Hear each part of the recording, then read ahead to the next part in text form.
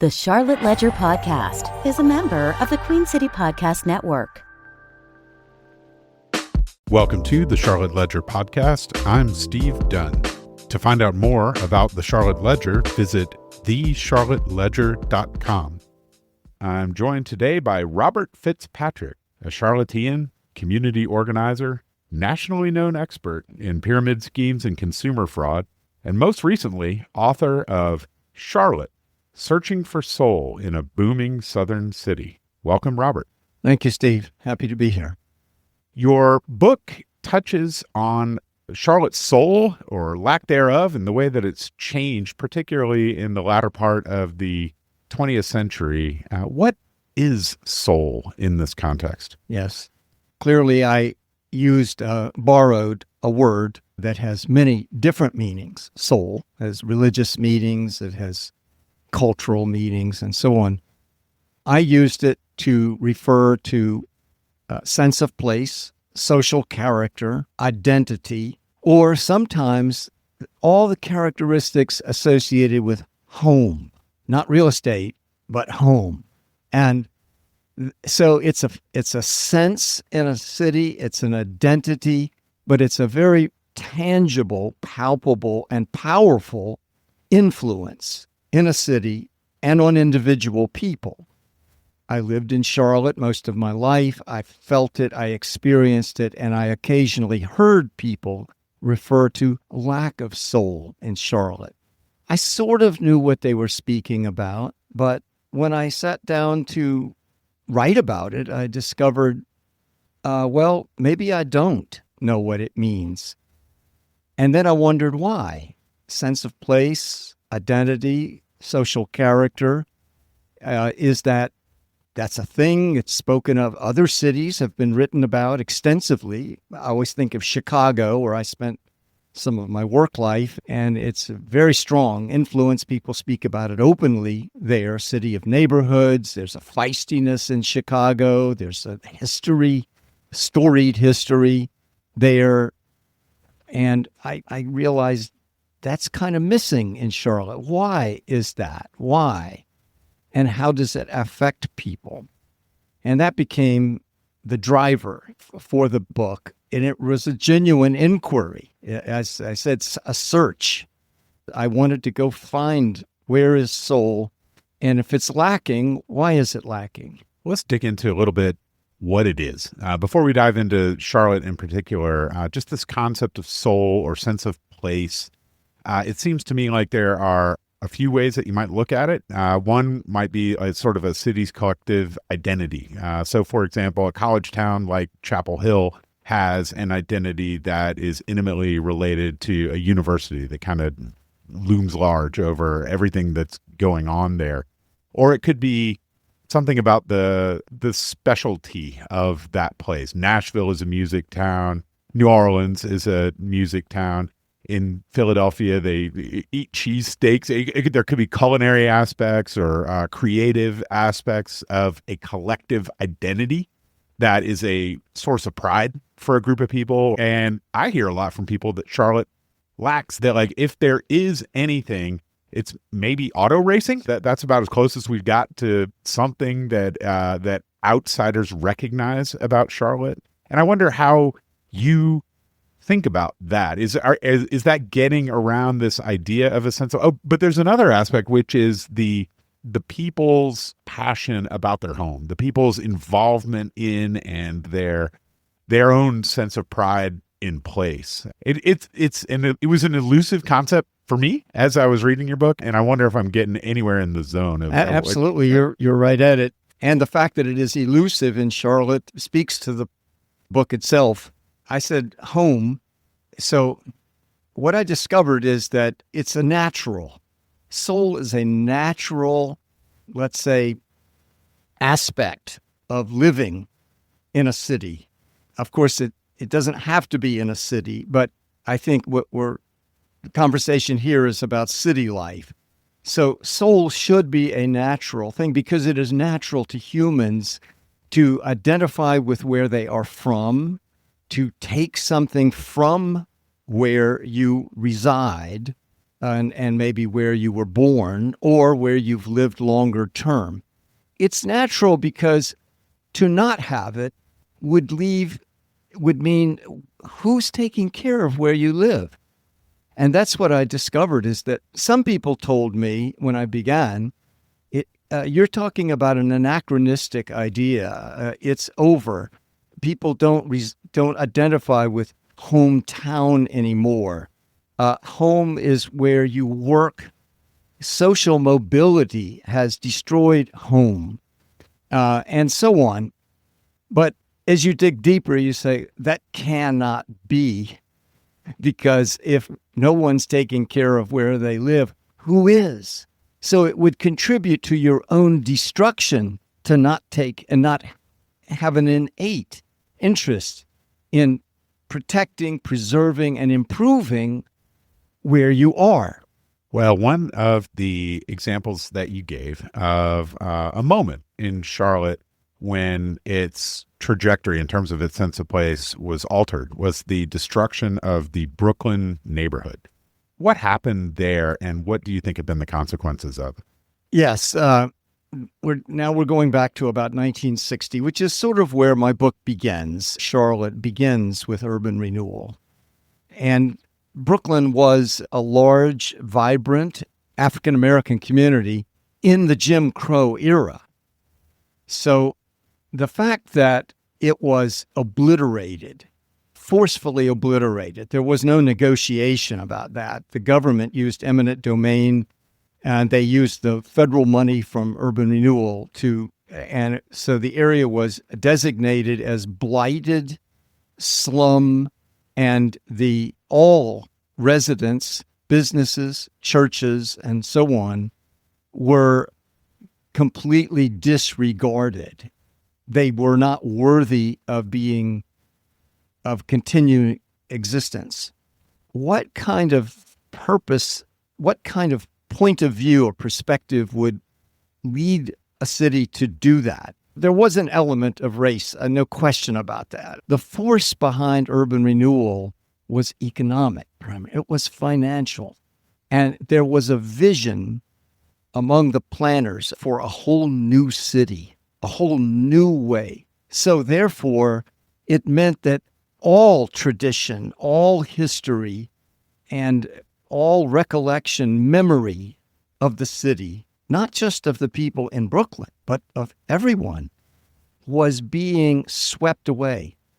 It's primarily an economic vision, a utopian vision of moneyed interests, growth, status, world-class status, and profit.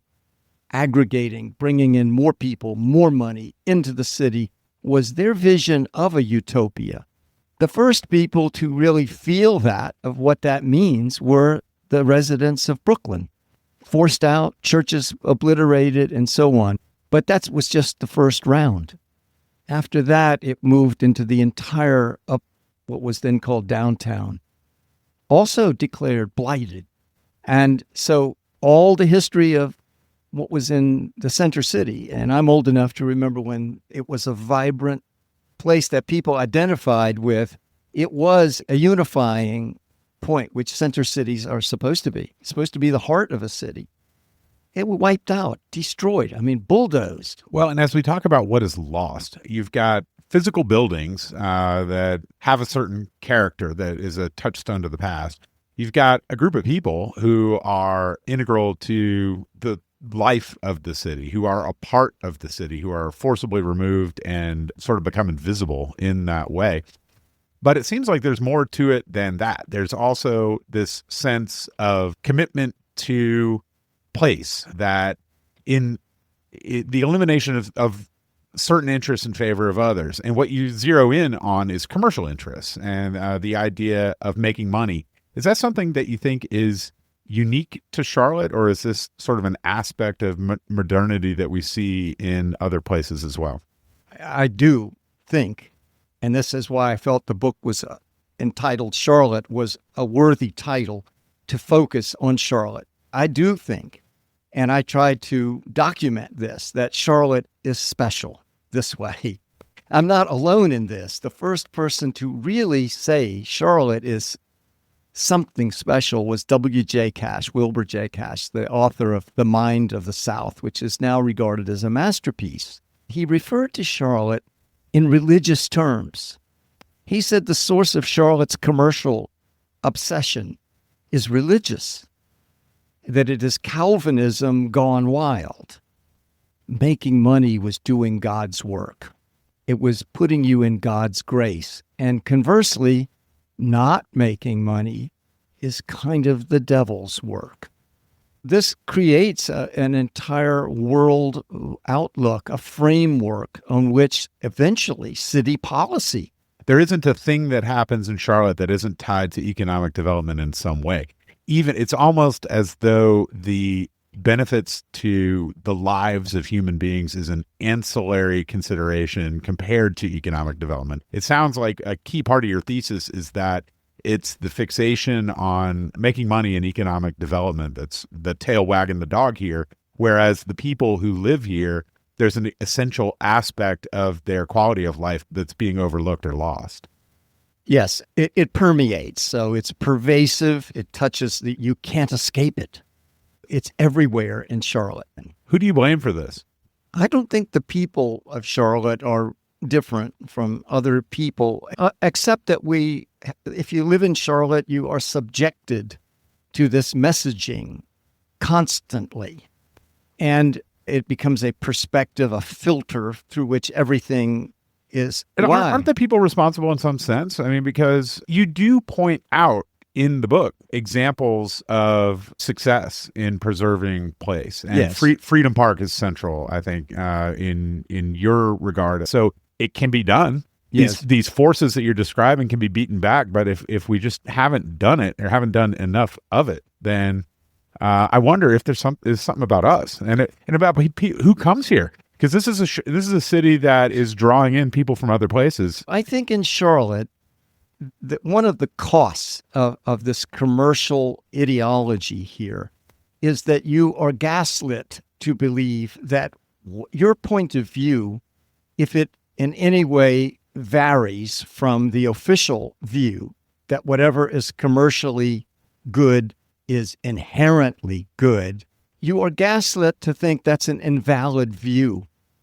And if you should pursue it, there can be consequences. Now, I learned this in community organizing, where many residents, what they rallied around were actually commercial developments that they did not want in their area, or commercial trends in their area that they wanted to either reverse or stabilize or something. And they paid a price. They were viewed as negative people, radicals. They were called radicals in Charlotte. And some people lost their jobs over it. And there was an editorial written about my work in the Charlotte Observer. And it was discussed how people would come to a city council meeting, a person of modest means, maybe a blue-collar worker, but now the head of a community group. And they come before the city council and they're at the microphone and petitioning for some fairly modest improvement in their neighborhood or objection to some new development. Before they even begin, the mayor would ask, where do you live? Which church do you go to? Oh, I know the pastor over there. Yeah. I'll mention to him, these are all code words in Charlotte. We know where you live. And I saw people terrified of this. Terrified. So there is an oligarchic, authoritarian aspect to this commercial ideology that intimidates people and is profoundly anti-democratic. Do you think Charlotte is a soulless city? Is that an overstatement? I don't like the word soulless because it implies there's no soul. Obviously, there is soul. I call them fireflies of soul because they kind of burn bright briefly, but persistently. They show up in various places, in the arts, in politics, in sports, but they are always overwhelmed. They never prevail. They don't become characteristic of the city because of this extremely dominating influence that emanates from the top. And a big part of soul is its democracy itself. That is political engagement by rank and file people, average people, ordinary people. Charlotte has never really had a lot of that on real local issues. We didn't really have the building blocks. And I certainly encountered this when I was community organizing, because I met community organizers from other cities. And they would ask me, well, have you met with this church and that church? And did you talk with the local union leader? Did you, hook up with this club or that club because organizing is kind of like stringing beads. There's elements of power in the city, but they're all fragmented in there. So you try to bring them together around a common purpose. And I would listen to that and I would go, no, the churches here don't get involved in politics. So you couldn't just go to a pastor and expect him to. That's kind of uncommon. We don't have unions here and so on. So the city has not had this tradition or history of local citizen engagement. There is a disempowerment. So these are elements of soullessness, definitely, but it doesn't mean the city is soulless. But I would say the force at work that prevails and dominates is soulless. It is commercial at its heart. I want to ask you about Freedom Park, because this is a place that you identify as an important part of the soul of Charlotte, or at least of the people who live around there. Yes. So to refer back to the beginning of the conversation about what soul is, and we said sense of place is an interchangeable term in a way, but doesn't quite capture the full meaning of it. If it is sense of place, places are real things. It's not just a feeling. They are geographic locations. And Freedom Park was one of those. Unifying, identifying place. People would get married in Freedom Park. People do get married in Freedom Park. There were cherry trees that sort of heralded spring, and the woods all around the park meant fall. The few little snows that we would get in Charlotte, photographers would come down to Freedom Park to see people sledding and so on. And I grew up right by Freedom Park, literally my backyard of my parents' home. I could walk from the backyard back before people had fences. And in the 1960s, as again, tied to urban renewal, this great new vision with all this money that began with the obliteration of Brooklyn, a plan was hatched to convert Sugar Creek into a gigantic tourist attraction. It would be concreted, and dams would be put in, locks to regulate the water depth, and then they would have gondola boats that would be motorized that would go up and down. The creek was going to run right through Freedom Park, and about a third of that whole creek project, which would have been the largest public works project of that era, Freedom Park would have been a third of it. So Freedom Park itself would have been transformed with this. And the plans involved Ferris wheels and, restaurants in the area and vending and so on. It would have turned from commercial to non-commercial to a commercial tourist attraction. And when we learned of this as residents of the area, we did organize around it, and it took a year or so, but we prevailed because the plan was not thought through. The true costs of it were concealed by otherwise quite honest, good people in city leadership, but they were pulling one over on the public, no question about it. The money behind it, we discovered, was a company that owned a mall there called the Rouse Company. Almost no one had ever heard of that company. They owned most of the land along there. And so the neighbors around Freedom Park eventually awoke to realize that there was going to be massive traffic. Everything was going to change. And they were able to stop it. There was a Doug Marlette, who was quite a famous cartoonist in Charlotte. I did a cartoon, and I blew it up and framed it. And I actually, before he died, I got a chance to go and show it to him. He was doing a book signing in Charlotte. And I told him, I said, I think your cartoon did as much to stop that thing as all the work that we did. It was a cartoon showing John Belk as George Washington at the head of this boat crossing the river, and the city council is in the boat marked Sugar Creek Canal. The boat is sinking. John Belk is looking forward, this visionary look in his eye. But the city council members are in the back of the boat, bailing it out frantically, trying to get water because it's sinking. And in other words, what had begun as this exalted great project suddenly became a point of ridicule and absurdity. And it fell apart. And they had already begun concreting Sugar Creek. There's still some remains you can find of those locks that were to be there. I left Charlotte for a period, but it shocked me to the core because, as I say, that park to me was such a special place. We awoke one day to see an article in the Charlotte Observer that there was a plan to put out a new tourist attraction in the park. And it was to be a reproduction of the Liberty Bell, only massively larger, 14 tons, something like that in size, 7 tons, 14 feet in diameter. It was to be at the ground level, the largest operable bell in the world. Was being paid for by John Belk Foundation, being forged in Holland, and it was going in the city council and county commission and Park and Rec approved it routinely. It was going to be a tourist attraction focused on liberty and freedom. Freedom now became a theme for a new theme park.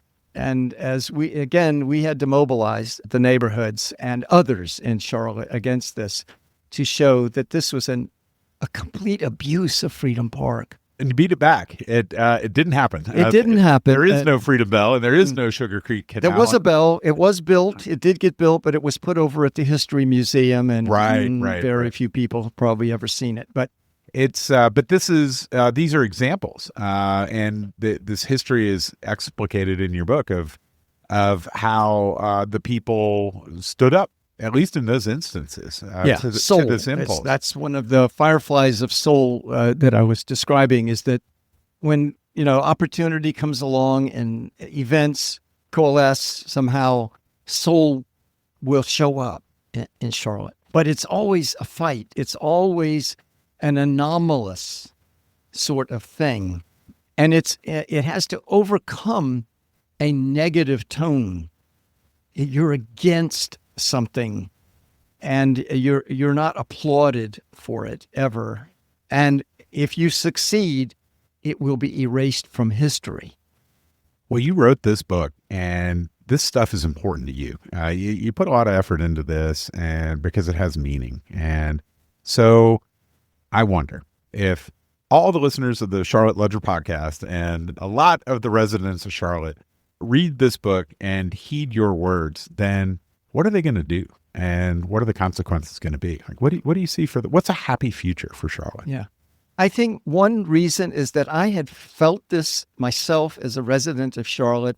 I knew it was an important force on my life in Charlotte, and I knew that I wasn't alone, and I knew it had to be named, and I saw that it was seldom ever named. And sometimes nothing changes until you at least are able to name it. And that force. So my hope is that it gets named, and people who have aspirations, who have felt maybe discouraged or from taking action or even expressing themselves about their discontent with these things and would want something better, more, will be encouraged that they're not alone, they're not crazy, they're not negative. I also think that, just to give a little historical context of how important that is, I did grow up in my life, at the early part of my life, in the Jim Crow era. Freedom Park, as we mentioned, was at one time segregated park.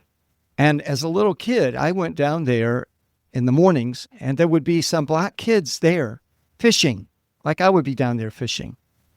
I didn't understand it, but by around 9:30 or so, they were gone.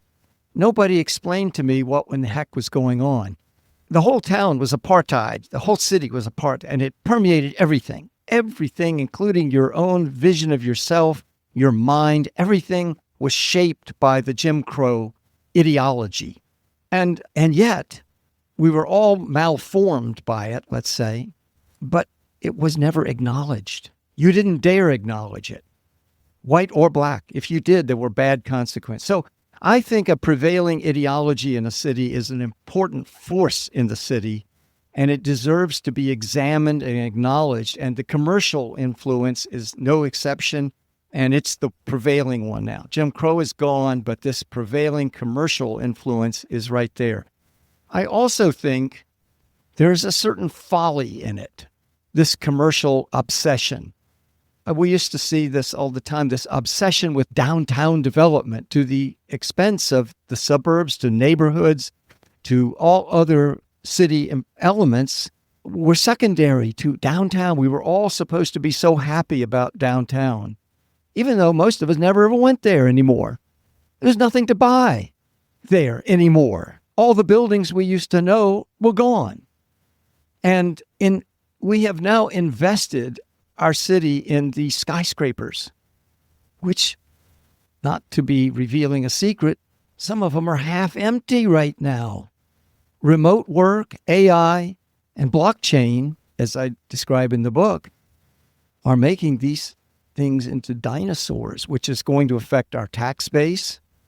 So there is a certain folly in a distorted priority. So I think that this commercial obsession where no other point of view is ever allowed, it's gaslit or diminished, is an unwise way to look at a city. And so I'm also hopeful that it will encourage people to step forward and say, okay, this might not seem profitable to you right now, and maybe it doesn't promote growth, and maybe it won't make us famous in the world of tourism or finance, but it's a good thing for the city itself, for the public here, that they would have more encouragement and more of a foundation to stand on, and that those who would try to diminish them as saying, well, it's not economically sound or something like that, wouldn't be able to just take the moral authority position so readily as they do now.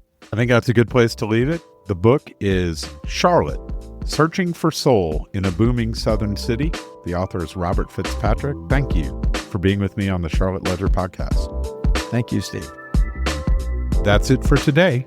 Thanks for listening. This episode was produced by Lindsay Banks. You can find out more about the Charlotte Ledger by visiting thecharlotteledger.com. QueenCityPodcastNetwork.com.